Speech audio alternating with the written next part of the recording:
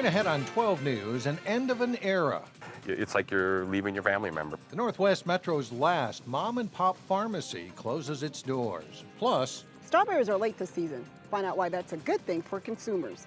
And the recent storms and a costly predicament facing homeowners, what insurance will and won't cover. 12 News starts right now. Well, we start with a U.S. Supreme Court ruling today that impacts the lives of many Minnesota couples. Legally married same-sex couples will now receive the same federal benefits as any other couple. In May, Governor Mark Dayton signed a law making Minnesota the 12th state to legalize gay marriage. The law goes into effect on August 1st. Today, the Supreme Court ruled if you're a same-sex couple married in one of the states that recognizes same-sex marriage, then you are entitled to federal benefits. And that includes Social Security, tax filing, insurance, veterans benefits, and survivors benefits. We spoke with a law professor at Hamline University who says while this was considered a victory in the gay rights movement, it doesn't establish a national definition for marriage. So what the Supreme Court did not do was address what about all those other states where same-sex marriage is illegal.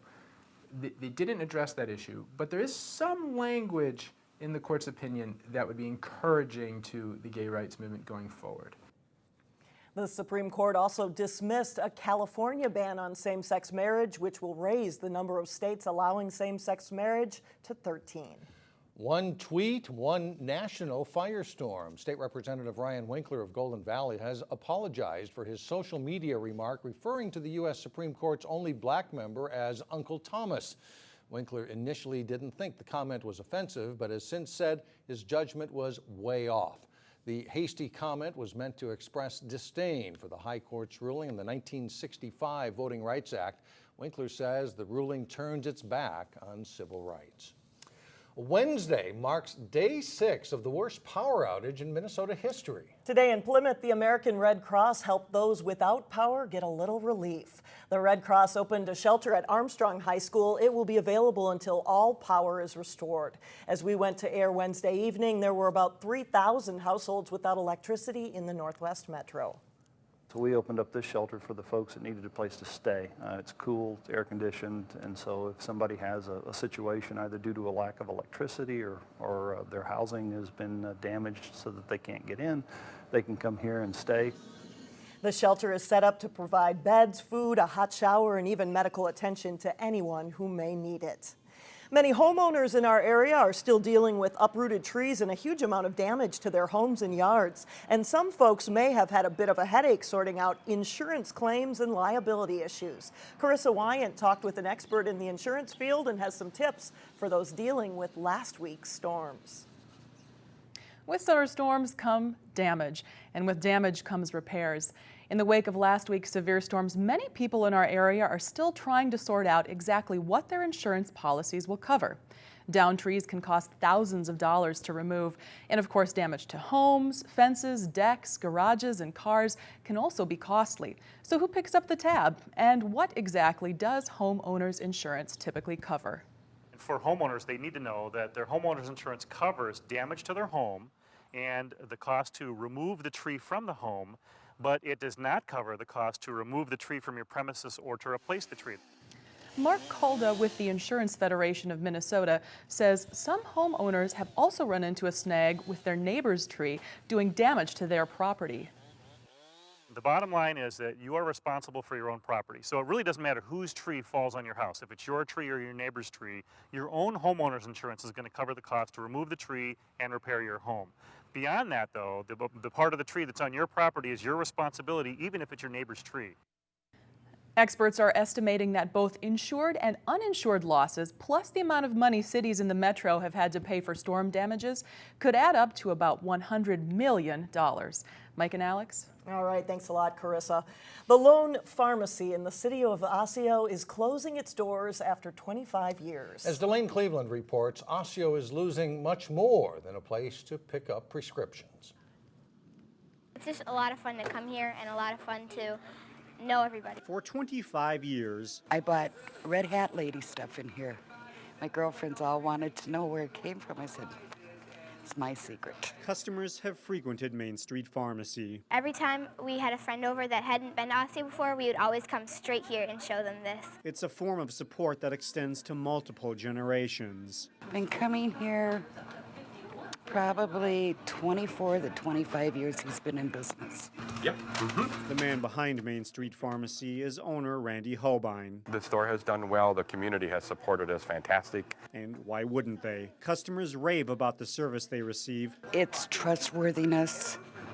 It's like home. And children light up at the different flavors of ice cream available in the 1950s style soda fountain, even if they're not quite sure which one they like most. Oh my gosh, that is the hardest question I have ever been asked in the entire world. But after a quarter century of servicing Osseo, Holbein is calling it quits. It's very, very hard. Very, very hard after being in Osseo for 25 years to decide that it was time to retire and move on to the next step of my life. So on this last day before shutting down, Holbein exchanged hugs and well wishes with longtime customers. It's like you're leaving your family members, and so it's kind of sad, you know, not knowing when you'll see them again. While groups of friends snapped photos to preserve the memories of their favorite hangout. I always be able to walk by here and say that's the place that I've had fun for so many years. In Osseo. So it's going to leave a little bit of a hole in Osseo for pharmacy service. Delane Cleveland. Life goes on.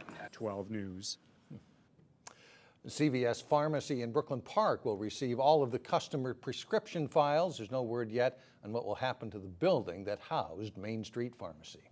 The strawberry season is going to be much shorter this year, and you might have to pay more for special varieties. But as Sonia Goen shows us, the news isn't all bad. You want juicy and tender berries, but you gotta handle them with care. Nothing like strawberries on a hot summer day. Oh, look at, you should grab that one. Look at that one there. And this year they're also late. This time of year actually will be the end of our season. Hello there. This is the second year I want to try something new. Bert Bowen has planted strawberries We raise 4 different kinds. on his Brooklyn Park farm. The kingberry is the very first fruit that comes off the plant. He says this year the berries are taking their own sweet time growing. It has been late. It's been the latest spring that we ever had. And normally we will be out of berries. Look at this one here. You should try. Oh. Our unusual cold spring had something to do with the delay. We have snowstorms. In May 2nd, we had a really big storm, and everything is behind schedule. Bowen says he used a special blanket, It promotes the growth, you know. like the ones you see on the tomato plants, to protect his strawberries from the cold. It's almost like a fiberglass, very thin blanket that allows the sunlight to go through, and it promotes the growth. The strawberries really enjoy being under there. Even though these strawberries are delayed about 2 weeks, it could be a good thing for consumers. Strawberries are expected to be bigger, better, and juicier. He gave us some really nice ones. Customers like Diane Pearson say the sweet strawberries are worth the wait. They're delicious. They're nothing like the ones you buy in the store. We know they're really local. In Brooklyn Park, Sonia Goins, 12 News. The Minnesota Department of Agriculture says strawberries will peak next week, so now is a good time to get your berries. And if that wasn't a good preview, I don't know what was, right? It looked pretty good out there. Except she didn't bring any back to the newsroom, I don't think. That's true. We got to talk to her about that. Coming up, a soccer trip that's more than just a trip to one family. Why this trip is extra special for one of the players of the Maplebrook Soccer Club. And then later in sports, local players getting set for this weekend's Minnesota High School All-Star football game. But first, it's a look at your AccuWeather forecast.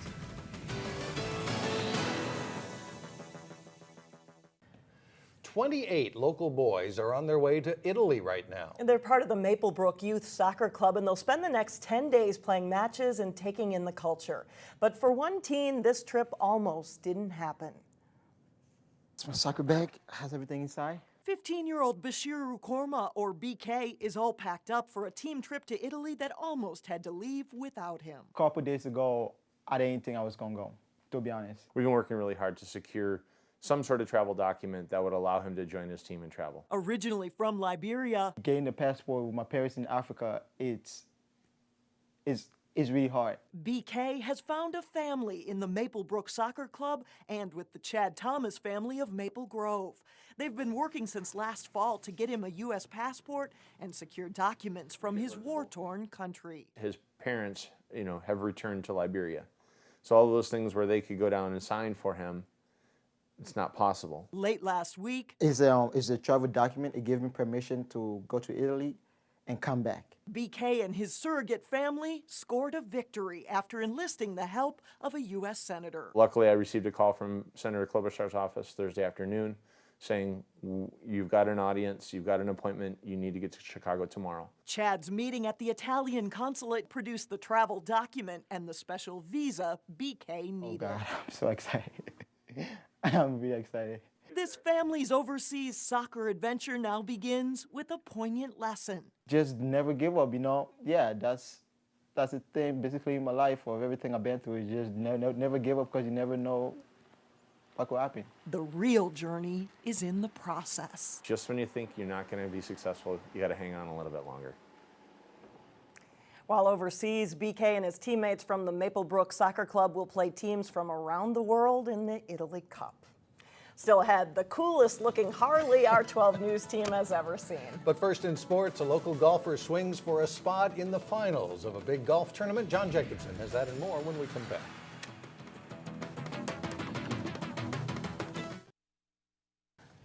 A very interesting football game coming up this weekend. Ought to be a lot of fun, but it takes some work to get ready for it. And we have some local athletes in this one, too. Guys that have played against each other. A few have played together, but yeah, you don't have much time to get together to be a team, to be ready to play a game.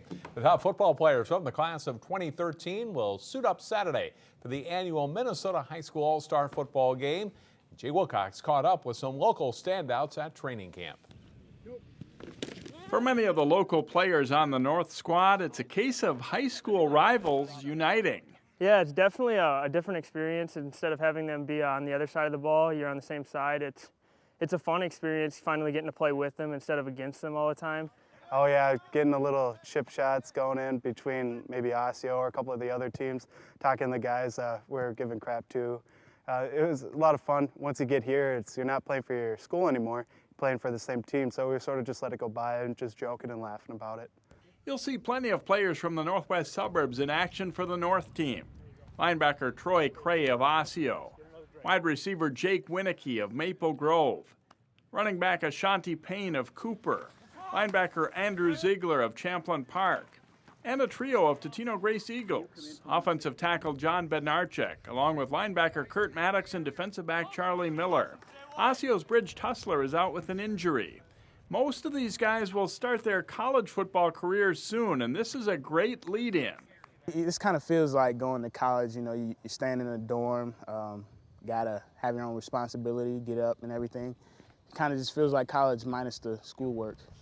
It's definitely good to play with other college players. I mean, high school, you have some on your team, but not as many as in this game. Most of the players, I'm guessing, are going to play college football. So. While for some, like Champlin Park Ziegler, it's a last hurrah, as he'll attend the University of Minnesota but not play football.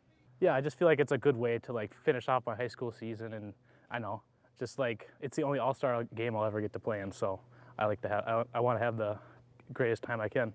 It's time to shine come Saturday for these local all-stars. Jay Wilcox, 12 Sports. Kickoff is at 1 o'clock Saturday at Husky Stadium in St. Cloud. You can watch the All-Star Game Sunday night at 8:30 here on Channel 12. A local golfer made the Final Four of a big match play tournament. Dalton Charboneau of Sundance in the semifinals of the Minnesota Golf Association Players Championship. After leading early, Charboneau falls behind U of M golfer Genki Hirayama. But Charboneau makes that short putt on 18 and forces extra holes. On the first extra hole, Charboneau makes a clutch putt to stay even. And his dad, who's his caddy for the week, is excited for that. On hole number 2, the 20th hole, a nice approach shot for Charboneau. He'll be a sophomore at Southern Illinois University Edwardsville in the fall. But his putt for par to have the hole rolls agonizingly just wide. Charboneau falls to Hirayama, who went on to win the match play title. In American Legion Baseball, neighbors Osseo and Champlin hit the diamond Tuesday in a North Hennepin League game. Top of the second inning, Champlin already up 1-0 and runners on second and third. Brady Soderstrom grounds to first base. The ball is booted there. Kip Youngquist and Bryce Marquardt both score, and it's 3-0 Champlin. Fourth inning, Marquardt at the plate. He grounds to short, but the throw to first high over the bag. Youngquist trots home to make it 4-1. It's one of 5 Osseo errors on the night. Later in the fourth, Matt Smith grounds a single to center. Soderstrom scores, and it's now a 6-1 game. Osseo tries to come back. Justin Philippon lines a hit over second. Winston Lane scores to cut Champlin's lead to 6-2. Fifth inning, Mac Pierce with a soft grounder to short. No play to make on that one. Sam Christofferson scores. Not enough, though, for Osseo. They fall to Champlin 7-3. In junior Legion play, Wayzata at home on a beautiful night to play Lakeville South. Wayzata down 3-0 in the bottom of the first, but Tyler Brackey's hit to the gap in right center scores Clayton Bodine, and it's 3-1 after an inning. Wayzata pitcher Connor Kleiss keeps his team in it. He picks off a Lakeville South runner at first base in the third inning. It's a 3-2 game at this point. Wayzata's bats come alive in the fourth. The game tied at 3. David Trenda singles off the center fielder's glove for a hit, scoring John Pupkis for a 4-3 Wayzata lead. Suman Song plates 2 with that hit to left field. Carl Rudin and David Trenda score. Song with a double, and it's a 6-3 game. Wayzata scores 9 runs in all in that fourth inning. Bodine driving in Nick Nelson and Song here. Wayzata goes on to win it in 5, 13-3. And that's a look at sports for today. All right, thanks a lot, John. Thank you, John. Up next, why it was a great day for fishing in Brooklyn Park. Plus, a Harley with a big awe factor. We'll be right back.